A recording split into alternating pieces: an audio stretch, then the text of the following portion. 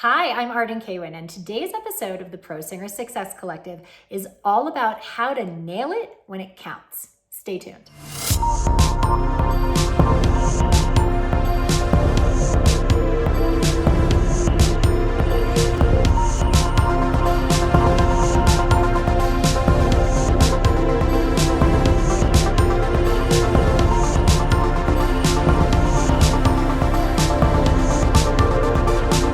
So today, we're talking about how to nail it when it counts. And isn't that the point? Who cares if you can sing it amazing in your shower or in your car, but when you get in front of an audition or an audience or a performance or recording in the recording studio, it doesn't show up for you the same way. And there's nothing more frustrating, and we've all dealt with it. So today we're talking about how to nail it when it counts.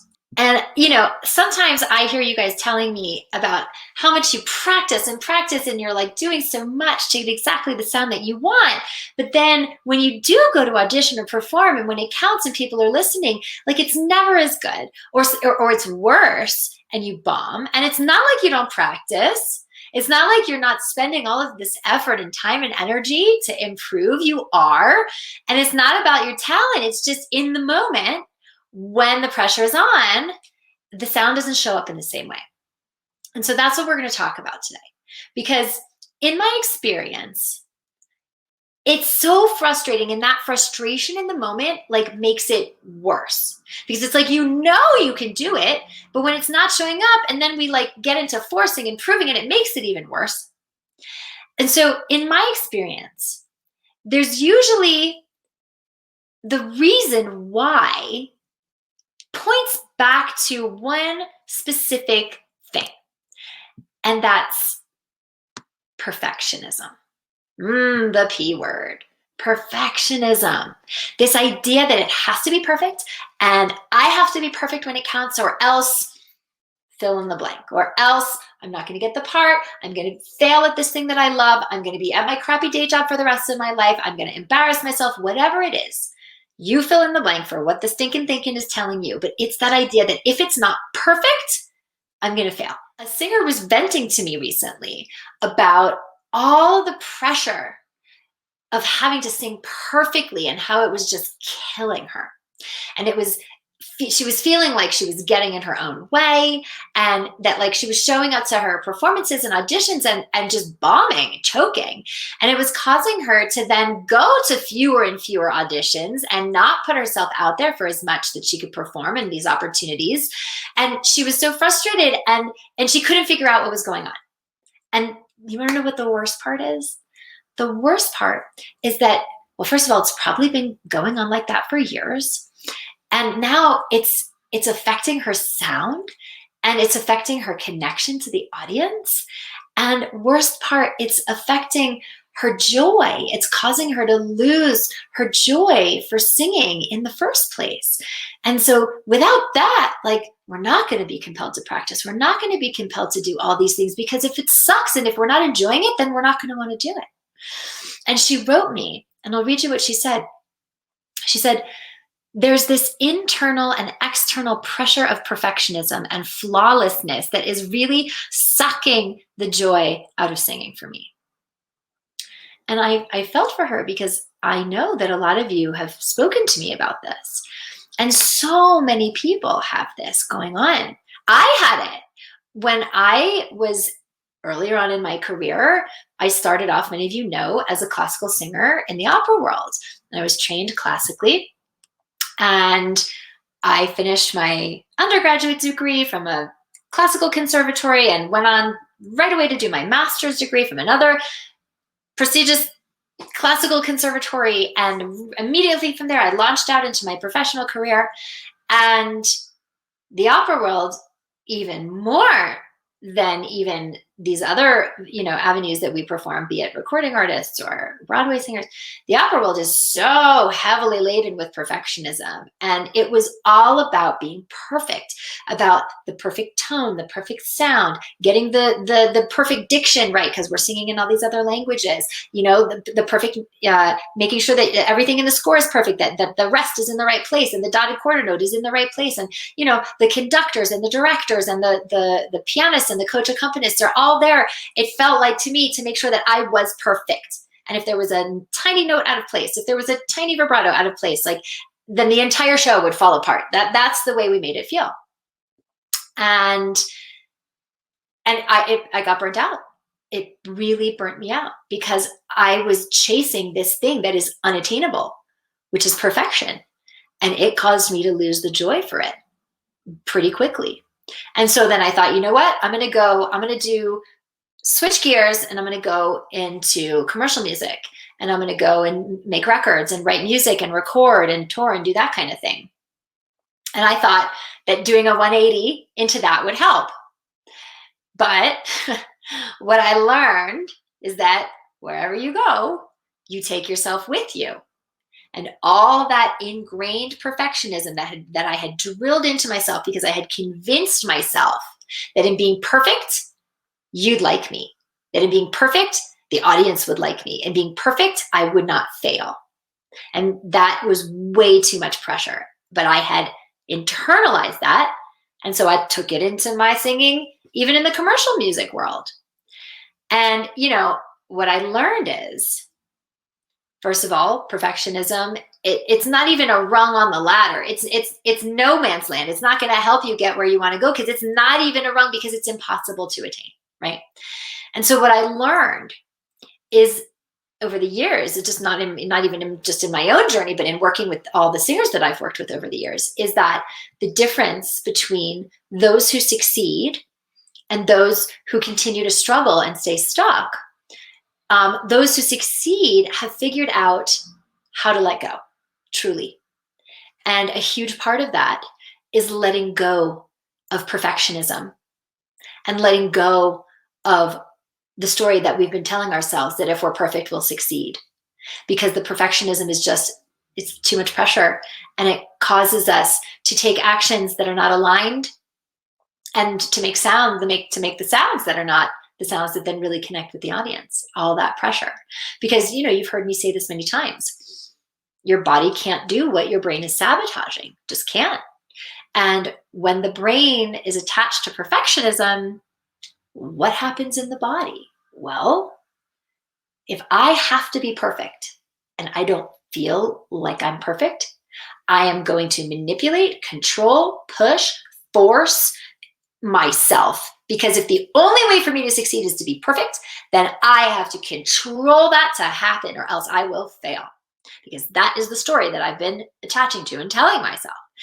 And then all of that in the body, the making, manipulating, controlling, forcing, proving, all of that, so that I can just be perfect so that I won't fail, it actually creates this domino effect in my body of controlling, forcing, and it prevents me from allowing my body to do what it knows how to do, it prevents the technique that I know from showing up, because I'm all up in there, and my hands are all over the wheel, instead of just trusting that my body is there and my support is there, right? And it prevents me from connecting with my audience, because I'm all in my head about making every little thing perfect. And I'm no longer in the story. I'm no longer of the song or whatever I'm singing. And I'm no longer in the moment with my energy, connecting to all that is special about me, because that's what the audience really connects to. They don't connect to perfectionism. They don't give a shit, pardon me, if it was a quarter note instead of a dotted quarter. They don't care. So all of the perfectionism causes you to not sound good, doesn't sound good, and it feels even worse, because there's no joy there. There's no joy there. You cannot breathe into the moment of what you're doing and let yourself enjoy it, because you're too busy about being perfect so that you don't fail. Universal symbol for perfect, right? So without that connection to your audience that letting go gives you, you're not going to make an impact on your audience. And it's really hard to build a sustainable singing career if you are not connecting to and really impacting those who are listening. I can't tell you how many times I've sat and watched a singer do what you might consider a technically perfect performance and didn't move me at all. Didn't move me at all because she's not thinking about her story, what the emotions, is not in the moment with her audience. She's just concerned with being perfect, and it doesn't connect. It doesn't. And it's really hard to build a sustainable career without that connection and without being able to make that impact on an audience. It's that impact, it's that connection that has casting directors bring you back again and again, giving you parts to shows. It's that connection that makes people want to keep buying your records and to keep coming to your shows and tours and stuff like that, right? So once you learn how to let go of the perfectionism and trust, the joy returns. Your voice hooks in because you're not sabotaging your technique anymore with having to make it perfect and manipulate it and control it, right? And then the audience connects with what you are doing, with your energy, and with the joy that you have in that moment. And then with that impact and that connection, then success and the opportunities just start coming out of the woodwork, and it starts to snowball and then you have the success that you've always wanted. But here's the thing, you guys, you already know how to let go. Like, remember back when you were a kid and you would just like sing with abandon and like not care? Remember, like, I have these memories of being in my bedroom, standing in front of the full-length mirror, using a hairbrush as my mic and like dancing in my pajamas and like wailing to Whitney Houston, because yes, I'm that old. and it was just like, I wasn't thinking about being perfect. I wasn't thinking about having to please whoever's listening, like make it perfect so that you're going to like my performance, so that you're impressed, so that you think I'm good enough to cast me. I wasn't thinking about any of that. You guys, you already know how to let go. Remember back to those moments when you were a kid and you would just sing with abandon. My daughter did a talent show at school last year when she was in first grade, prior to the virus.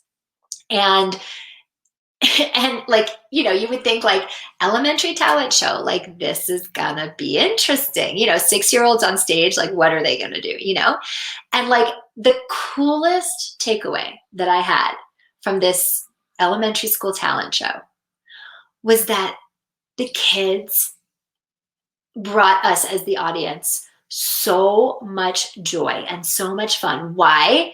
Because they're in the moment what they're doing. They don't care if it's not perfect. They don't care because they're in that moment with what they're feeling and the joy of it all. They're not trying to be perfect. The kids, they don't have that filter. They're too young to be embarrassed or to care what you think. That doesn't come in until adolescence, when we start worrying about what everybody thinks, and then we stop doing the things we love because we're so scared that anybody's going to think differently of us, And like, I'm watching this show and there's like a kid up there doing some kind of dance, and like, he was not perfect. I mean, there was a lot that you could say that was up technically with what he was trying to do, right? But he was so committed and he was owning it. And like, we loved it because of that, right? And so think about it, like what happened between then, when you were able to do that, and now? What happened, right? And the thing is, what happened is that now there's an outcome that we want. Okay? There's an outcome that we are singing for. There's an end game, right? I got to get the part. I got to sell records. I got to sell the tour. I got to whatever it is, right? And most of the time, your self-worth is attached to that outcome. So you can't fail, because if you fail at this thing that you love so much, then you feel worthless. And so the ego mind thinks that the best way to prevent failure and for you to feel the best way to prevent you feeling worthless is by being perfect. If I am perfect, then I will not fail. I don't have to feel worthless. Okay, so perfectionism is now attached to worth. And when we have associated perfection as a necessity to achieve the outcome that we want, we are in big, big trouble for all the reasons that I was just talking about.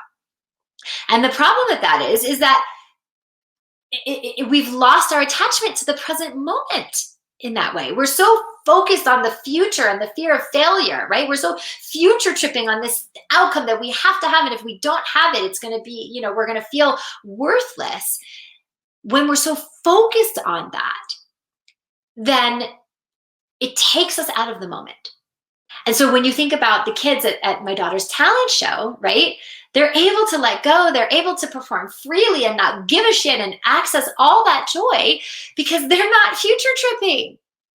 They're not worried about future failure. They're not in the outcome. They're just in the moment with what they're doing because they're kids. And we all do that naturally as kids. And we lose that as we grow up. Those kids, they're in the present moment as kids usually are. And that's where the joy lives. And so here's the thing, you guys. Joy, it's not an emotion. It's a state. It's a state of being. And as a state, it can only exist in the present moment. And so those elementary school talent kids in the talent show, there was so much joy because they're in the moment. But as we grow up, we start to lose that connection because we start to get into ego mind and we start to attach what's happening in the future to what we need to do right now. And then we lose our connection to what's happening right now. And there's a lot of expectations, a lot of pressures, like all these things that take us out of the present moment. And the farther away that we get from present moment, the farther away we get from joy, because joy is a state and it only exists in the present moment. And so when you learn how to come back to yourself, you remember how to let go and how to trust. And then the joy returns. And then the voice hooks in with ease because we're not having stinking thinking in the mindset that's sabotaging the body and preventing you from hooking it in, right? And when we do that, when we know how to let go and trust and be in the moment with ourselves and the joy, we will connect with our audience. The audience will connect with us. We are able to make an impact. And when we do that, success follows. And so look, this is just a piece of the puzzle. A mental shift is powerful, but without the step-by-step strategy to complement it, it's not going to get you anywhere. And so this is why I do what I do, because a mental shift means nothing without the tools and the structure and the support to actually embody it and learn how to do that in the moment of singing. And that's why this is all about linking mind and body, linking the awareness and the mindset with the technique in the moment of singing so that you can stay present and let go and be in the joy in every audition. Can you imagine going to an audition and not just being relaxed, but like being joyful? Can you imagine what you could create if you felt the same way in an audition as you did when you're singing in the shower, right? Like with all of that, when we link mind and body, technique and awareness, we're able to stay present, able to let go, able to be in that joy in the moment, in every performance, in every audition. Can you imagine that? Like, wouldn't that be amazing? It can be done, you guys. It can be done. I do it every day with the singers in my program.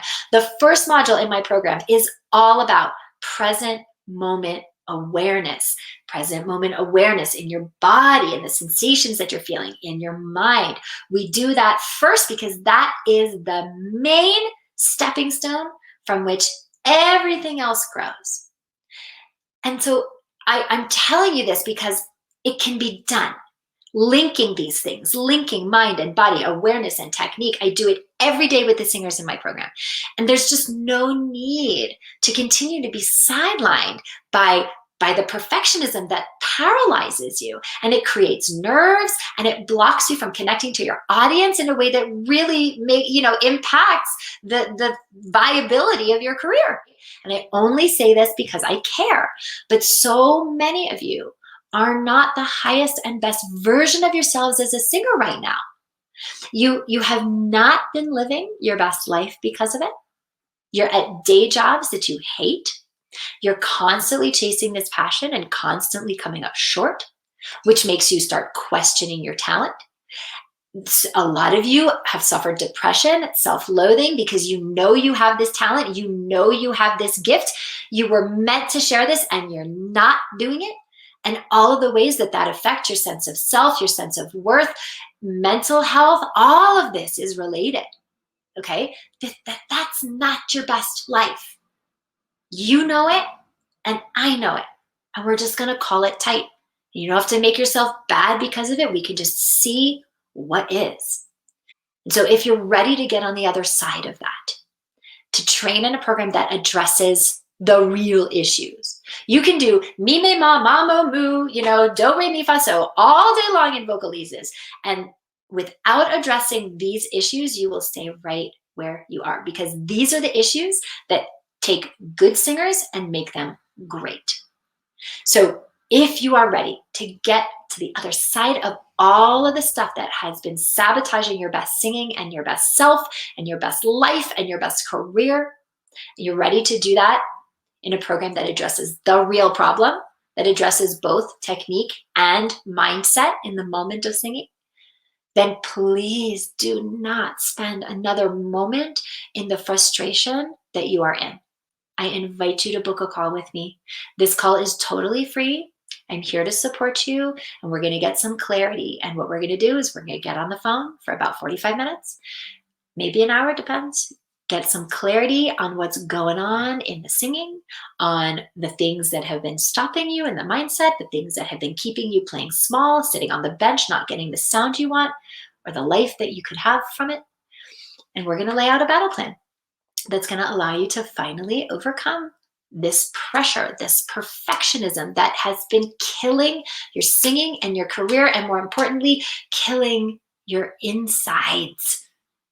Because we cannot give in performance what we do not already have.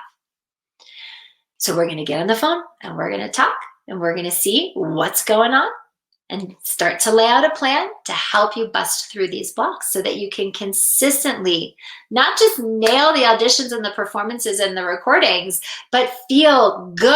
I don't just want you to sound good. I want you to feel good and know that every time you open your mouth to sing, it's going to make an impact and get noticed and help you finally launch this thing into something that is sustainable and viable and that feels good. Just a reminder that this call is not for new singers. And by new singers, I don't mean people who just started singing. I mean people who have never had one-on-one training for a good period of time before.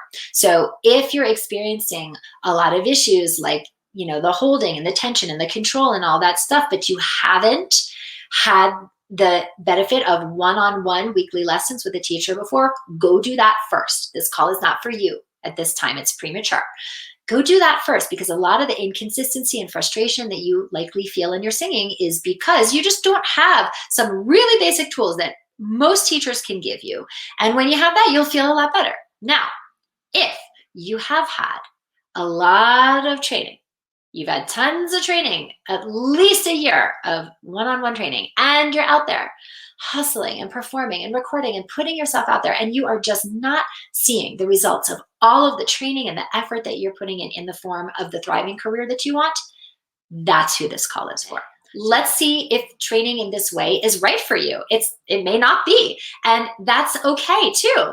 Like, there's so much that you can discover when we get on the phone. You're going to know what's holding you back. You're going to get clear on what these issues are. And if training this way is right for you, awesome. I'll show you what that looks like. And if it's not, that's okay too. I'll point you in the direction of somebody else who I think can support you to get the outcomes that you want. So there's nothing to lose. The call is free. And I do this because I'm like here shouting from the rooftops, like, there's another way to do this. You don't have to stay stuck on it. So you guys have an awesome, awesome week, and I will see you back here next week. Take care. Bye. Hey guys, thanks for tuning into today's episode. If you want to subscribe, click the link right over there that says subscribe. And if you want to book a breakthrough session with me, which you absolutely should do, then click the link right over here that says book a call to schedule an appointment to speak with us. I'll see you on the next episode.